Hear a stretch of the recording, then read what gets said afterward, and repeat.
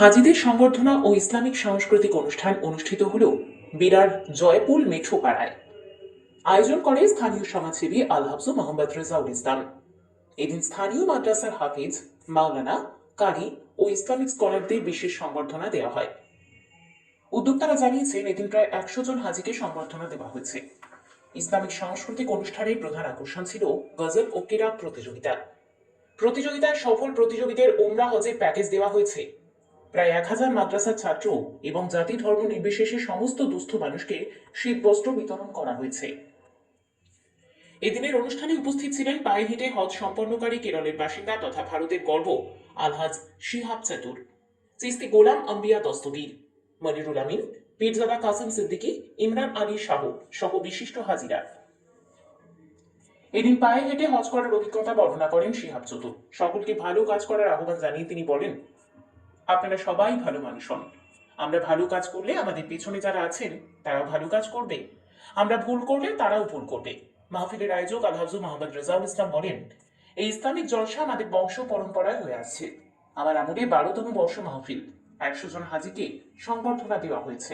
हमारा Muslim community में हज फ़र्ज़ है हमको, तो अल्हम्दुलिल्लाह इस उम्र में सबको एक एक ही सपना होगा।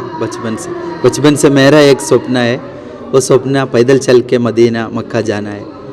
तो मेरा हज मुकम्मल करने के लिए कुछ लोग फ़्लाइट में जाते, कुछ लोग शिप में जाते, लेकिन मेरे 2 पैर अल्लाह ने दे दिया। उस पैर में पैदल चल के हज करके आने के लिए मेरा सपना था, वो अल्लाह पूरा कर दिया। कितने दिन लगे था?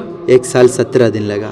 अच्छी मोहब्बत करने लोग हैं। बहुत बार इधर आया मैं, मतलब 100 का ऊपर बार मैं बांग्लादेश में भी गया, इधर भी 16 देश में भी सफ़र करते रहते, पूरा हिंदुस्तान में चलते रहते। प्रोग्राम में कहीं एजुकेशन के बारे में, जहाज़ के बारे में हम तो चलते रहते हैं। अभी नौजवान के लिए बोलेगा तो अभी हर जगह में जाने का वक्त कमेटी लोग यही बोलते हैं, शिहाब भाई आपका बात सबसे ज़्यादा नौजवान लोग सुनते, उसको बोलो नशा छोड़ने के लिए बोलो, नमाज फॉलो करने के लिए बोलो, और हज उम्रा सब बूढ़े होने का बात करने का काम नहीं है। अच्छी वक्त ताकत की वक्त हज उम्रा करने के लिए सब बोलो, ऐसा मैसेज दे दो। आपका बात और कोई का ज़्यादा नौजवान लोग सुनेगा, ऐसा बोल रहे। अल्हम्दुलिल्लाह ये बोलना चाहता हूँ मैं, देखो 30 उम्र में मैं हज के लिए नियत किया, निकला, पैदल चल के 1 साल 17 दिन सफ़र किया, लेकिन इसका बीच में India, Pakistan, Iran, Iraq, Kuwait, Saudi Arabia सब आया। कोई में दिक्कत, कोई जगह में दिक्कत आया? सफ़र मतलब अजाब है, सफ़र में दिक्कत हो जाएगा, फिर भी अल्हम्दुलिल्लाह मैं कौन सा टाइम में पहुंचने के लिए नियत किया उस टाइम पहुंच गया।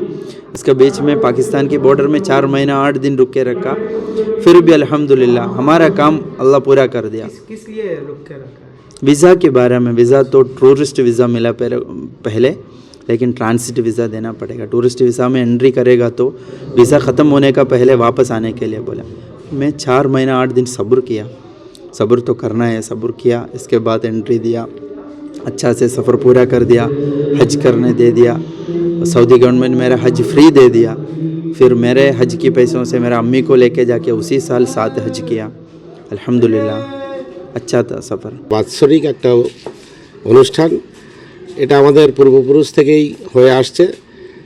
আমার জেনারেশন আমি এটা 12তম বর্ষ এটা উদযাপন করছি। এখানে শুধু আজমির শরীফ থেকে মেহমান তারা এসে থাকেন প্রতি বছর, এবছরও এসছেন। ফুরফুরা দরবার শরীফ থেকেও প্রতি বছর আসে, এবছরও এখানে উপস্থিত থাকবেন। বসিরহাট থেকে তারাও আসেন, আজকেও এসছেন। সকলেই একে একে তারা আসছেন এবং এখানে এই প্রোগ্রামে অংশগ্রহণ করবেন। আমার মুখ্য উদ্দেশ্য এটা, যেহেতু আমাদের পূর্বপুরুষ এটা করে এসছে, আমাদের জাতির স্বার্থে এলাকার আপামর জনসাধারণের কাছে একটা শান্তির বার্তা পৌঁছে দিতে। মানুষের, গরিব দুস্থ মানুষ, মাদ্রাসাতে যেসব ছাত্রছাত্রীরা পড়ে তারা অনাথ, বিশেষ করে অনাথ আশ্রম বললেই চলে, বিশেষ সেই সমস্ত ছাত্রদেরকে শীতের কিছু বস্ত্র প্রতি বছর আমি দিয়ে থাকি। এবার কম বেশি 800 থেকে 1000-এর মধ্যে এখনও পর্যন্ত পরিসংখ্যান এরকম জায়গায় আছে।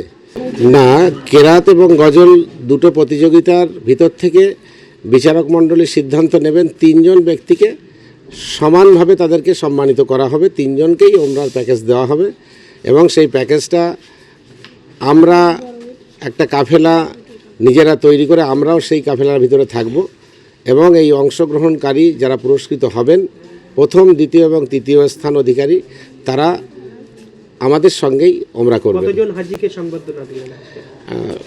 100-র অধিক এখনো পর্যন্ত হয়েছে এবং অনেকে আসতে পারেনি, তারা ফোন করছে, তারা কেউ রাস্তায় আছে এবং তারা আসবেন। কেরালা শিয়াব চতুর এখানে এসেছে। ওনাকে আনার মূল উদ্দেশ্য কি আছে আপনাদের? অ্যাকচুয়াল শিয়াব চতুর আমাদের ভারতবর্ষের একটা গর্ব।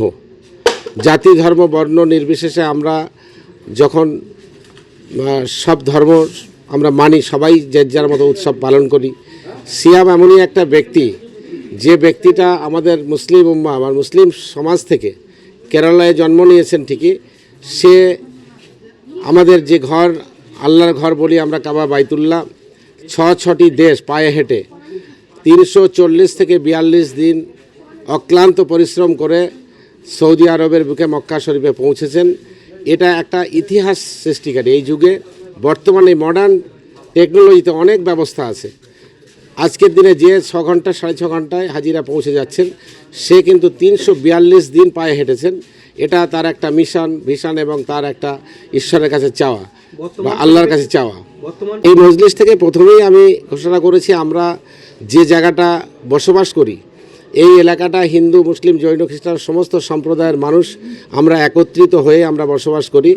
আমরা আমাদের মধ্য থেকে এই জলসা, এই মাহফিল থেকে বার্তা দেব যে আগামী দিন আমরা এখানে শান্তি শৃঙ্খলা বজায় রেখে সকলের সঙ্গে কাঁধে কাঁধ মিলিয়ে আমরা ভাই ভাইয়ের মতো এখানে অবস্থান করব, বসবাস করব এবং আমরা যাতে আগামী দিন কোনো বিশৃঙ্খলা বা কোনো রকম কোনো চক্রান্তের মধ্যে আমাদের রাজ্য বা আমাদের দেশবাসী না যায়, সেটা আমরা এখান থেকে বার্তা দেব, যাতে কোনো উস্কানিমূলক বা কোনো জাতিগত বিষয়ে কেউ কোনো সুড়সুড়ি দিয়ে ধর্মের মধ্যে হানাহানি করে রক্তক্ষয় বা জীবনহানি না হয়, সেটাই আমরা বার্তা দেব। এবং আমাদের মুখ্য উদ্দেশ্য এটাই যে, আমার নাম আলহাজ মোহাম্মদ রেজাউল ইসলাম।